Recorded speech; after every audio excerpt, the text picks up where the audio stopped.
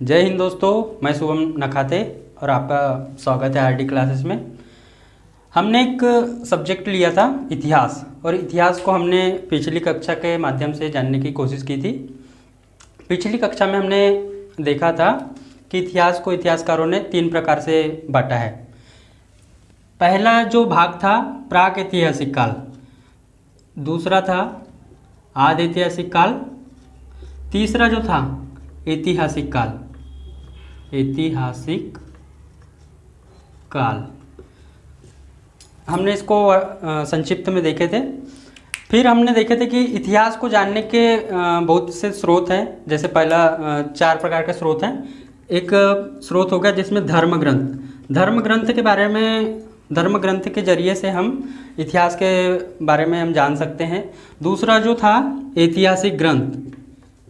ऐतिहासिक ग्रंथ, ऐतिहासिक ग्रंथ के इससे हम जान सकते हैं, जैसे इसमें था चचनामा, तारीख़-ए-हिंद और तारीख़-ए-यामिनी। ऐसे 2-3 ग्रंथ हैं ऐतिहासिक ग्रंथ जिससे हम इतिहास के बारे में जानकारी ले सकते हैं।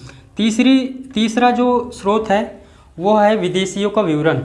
विदेशियों का विवरण, भारत में विदेशों से बहुत सारे यात्री आए, लेखक आए, उनने बताया अपनी किताबों में कि भारत का इतिहास कैसा था, यहाँ के लोग कैसे हैं, यहाँ के लोगों की संस्कृति कैसी है।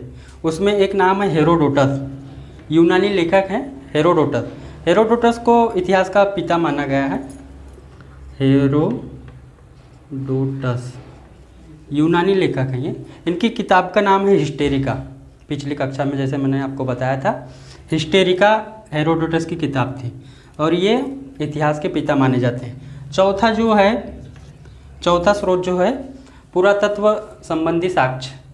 इसका मतलब जैसे हम अभिलेखों के जरिए से, सिक्के के जरिए से कि किस वंश का सिक्का है या किस काल का सिक्का है, इसके जरिए से हम, या मूर्तिकला हो गया, चित्रकला के जरिए से हम इस इतिहास को जान सकते हैं। ठीक है, और हम आज एक नए चैप्टर पे चर्चा करेंगे, वेद। वेदों पे हम चर्चा करेंगे आज। वेद कितने प्रकार के होते हैं और ये कैसे कैसे इनके, किसने रचना की, इनका समय काल क्या था, सब हम सारी चीज़ें देखेंगे। तो हम आज वेदों पे चर्चा करेंगे। वेद का जो है संकलनकर्ता, वेद का संकलन जो करता है वो माना गया है महर्षि वेदव्यास जी को। किसको माना गया? महर्षि वेदव्यास जी को। ठीक है, तो वेद कितने प्रकार के होते हैं? वेद को जानने के लिए हमने वेद की रचना की, मतलब महर्षि वेदव्यास जी ने 4 प्रकार से इसको किया है। पहला जो वेद है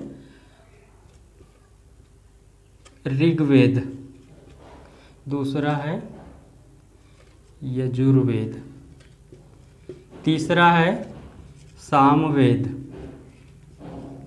चौथा है अथर्ववेद। ठीक है, इनके भी उपवेद हैं। जैसे जैसे हम ऋग्वेद के बारे में पढ़ेंगे तो हम इनके उपवेद के बारे में चर्चा करेंगे। तो हम पहले पढ़ेंगे ऋग्वेद। ऋग्वेद के बारे में हम देखेंगे।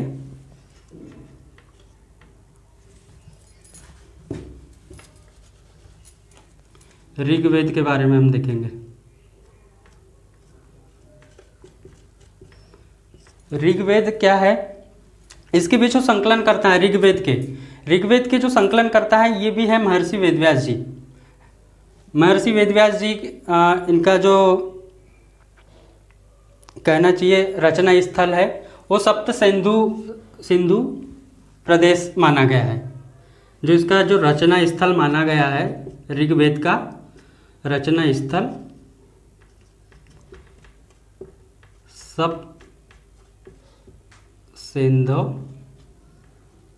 सप्त सिंधु में माना गया है इसका ही। ठीक है, अब बात आती है कि ऋग्वेद की रचना वेदव्यास जी ने की। तो इसमें एक समय काल आता है कि ऋग्वेद का समय काल क्या था। ऋग्वेद का समय काल था 1500 BC से 1000 BC। अभी BC क्या होता है, AD क्या होता है? इतिहास में हम जब पढ़ेंगे तो AD और BC से बहुत सारे लोग कंफ्यूज होते हैं। आइए जानते हैं, थोड़ा सा देख लेते हैं AD और BC क्या होता है। AD और BC, बहुत सारे लोग कंफ्यूज होते हैं, जैसे कि ये 1500 BC है और ये BC से 1000 BC, ये घटता हुआ है। लेकिन AD में क्या होता है? AD में ये होता है, देखो जैसे कि अभी AD चल रहा है, AD का मतलब होता है ईस्वी, ईस्वी। BC का मतलब होता है ईसा पूर्व। अब इसका मतलब क्या होता है, अब इसको भी देख लेते हैं थोड़ा सा। एक मान लो ये एक समय है 0 0, ठीक है, 0 हो गया। या तो हम इससे ऊपर जा सकते हैं या नीचे आ सकते हैं। एक समय हो गया 0, या तो हम इसे ऊपर जा सकते हैं या नीचे आ सकते हैं। तो ये जो 0 है, इतिहासकारों ने बताया इसको, जैसे ये समय हो गया ईसा मसीह का, ईसा का समय हो गया, ईसा मसीह के जन्म का। वैसे तो ईसा मसीह के जन्म का कोई समय काल क्या था ये पता नहीं चला है, लेकिन ऐसा माना गया है कि समय को, अपने समय की जानकारी लेने के लिए हमने ईसा मसीह का समय ऐसा लिया है। और आइए समझते हैं कि AD कैसे होता है। एक समय हो गया यहाँ, मतलब BC, जो ईसा मसीह के जन्म के पहले का जो समय है उसे BC कहा गया। मतलब BC हो गया बिफोर क्राइस्ट। और 0 से अपन नीचे आएंगे तो ये हो गया AD, एनो डोमिनी।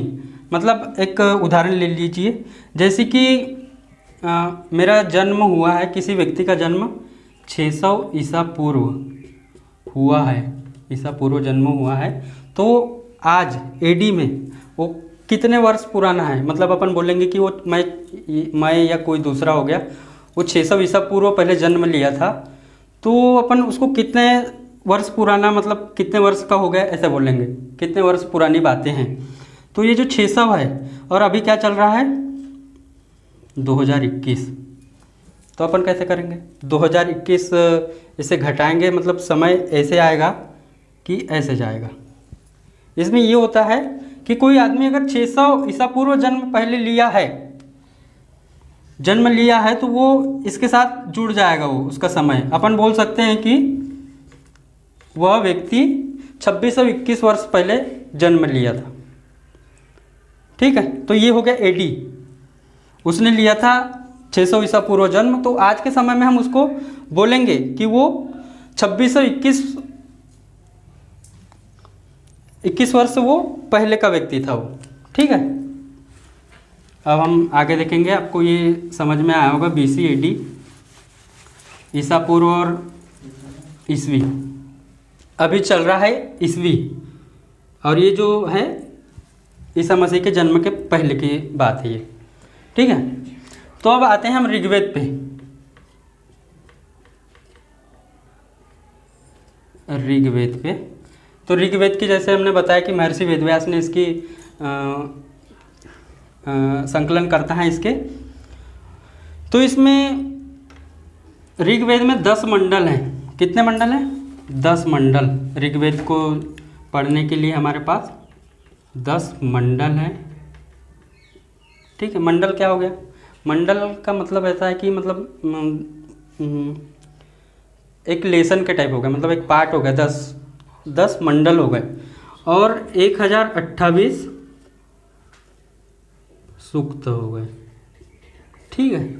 1028 सूक्त हो गए और